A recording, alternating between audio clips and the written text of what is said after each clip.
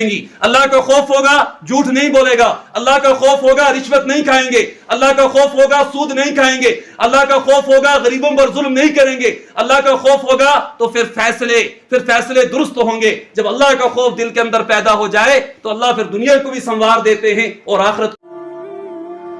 مفتی سجاد احمد قاسمی کے بیانات کے لیے مفتی صاحب کے official channel the beauty of Islam کو سبسکرائب کریں۔ حضرت تھانوی علی رحمہ نے ایک واقعہ لکھا،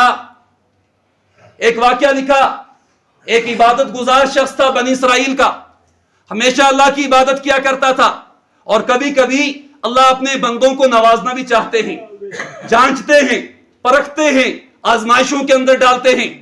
یہ شخص عبادت گزار تھا، کبھی ایک پل بھی اللہ کی نافرمانی نہیں کی تھی۔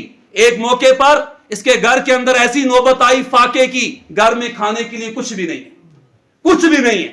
اب یہ عبادت گزار شخص پریشان ہوا، اس کی اہلیہ گئی ایک تاجر کے پاس، اور اس کے پاس جا کر کہنے لگی، تجھے اللہ نے بہت کچھ دے رکھا ہے، ہمارے گھر کی صورتحال یہ ہے، کھانے کے لیے کچھ بھی نہیں ہے، تم خدا را اللہ کے نام پر کچھ دے دو تاکہ میرے بچوں کی بھوک بھی ختم ہو سکے، وہ بھی اپنا پیٹ بھر کر اپنی زندگی گزار سکے۔ لیکن وہ تاجر، اس نے اس اللہ کی بندی کو غلط کام پر آمادہ کیا اور اسے کہنے لگا کہ تم مجھے اپنے نفس پر قدرت دے دے، جتنا مال چاہے میں تجھے دے دوں گی۔ لیکن یہ اللہ کی بندی تھی، کبھی کسی اللہ والے کی بات نکلتی ہے، ہزاروں کی زندگیوں کے اندر تبدیلیاں آ جاتی ہیں۔ اس نے کہا میں سب کچھ برداشت کر سکتی ہوں، لیکن میں اللہ کے حکم کی نافرمانی نہیں کر سکتی۔ وہی سے واپس آئی، جب اپنے گھر پہنچتی ہے، دیکھا بچے رو رہے، بھوک سے تڑپ رہے، کھانے کے لیے کچھ نہیں، اسے رہا نہ گیا، ماں تھی اور بچے کی تڑپ تھی دل کے اندر، اسے رہا نہ گیا، پھر گئی اسی تاجر کے پاس، اسے جا کر کہا دیکھو اللہ نے تجھے بہت کچھ دے رکھا ہے، میرے گھر کے اندر فاقے کی نوبت آ چکی ہے، کھانے کے لیے کچھ بھی نہیں ہے، میرے بچے بھوک کی وجہ سے رو رہے ہیں، خدا را مجھے کچھ دے دو تاکہ میرے بچوں کی بھوک ختم ہو جائے۔ اب وہ تاجر پھر اس کو لے کر تنہائی کے اندر بلایا۔ یہ اللہ کی بندی جب وہاں پہنچی ہے، اس کی آنکھوں سے آنسو ٹپک رہے تھے، اس کا چہرہ سرخ ہو چکا تھا، اس کا بدن کانپ رہا تھا۔ اس سے کہنے لگا کیا مسئلہ ہے تم اتنی ڈری ہوئی ہو؟ اس عورت نے کہا، اس اللہ کی بندی نے کہا کہ جس کام کے لیے تم مجھے کہہ رہے ہو، کیا میرا رب نہیں دیکھ رہا؟ یہ بات کہنی تھی۔ اس تاجر نے کہا دیکھو میں کتنی خوشحالی کے اندر ہوں، اللہ کی نعمتیں ہیں، تمہارے پاس تو کچھ بھی نہیں ہے، پھر بھی تم اللہ سے کتنا ڈرتی ہو۔ بہت سارا مال دے کر اس عورت کو واپس کر دیا۔ بنی اسرائیل کا واقعہ تھا، حضرت موسیٰ پیغمبر تھے، اللہ نے پیغمبر یعنی موسیٰ کی جانب وحی کی، اے موسیٰ میں فلاں شخص کی مغفرت کرنا چاہتا ہوں، ذرا جا کر پوچھو اس نے کون سا ایسا کام کیا ہے۔ اللہ تو جانتے ہیں، اب انسان کے دل کے اندر ارادہ پیدا بھی نہیں ہوتا، اس ارادے کو بھی اللہ جانتے ہیں۔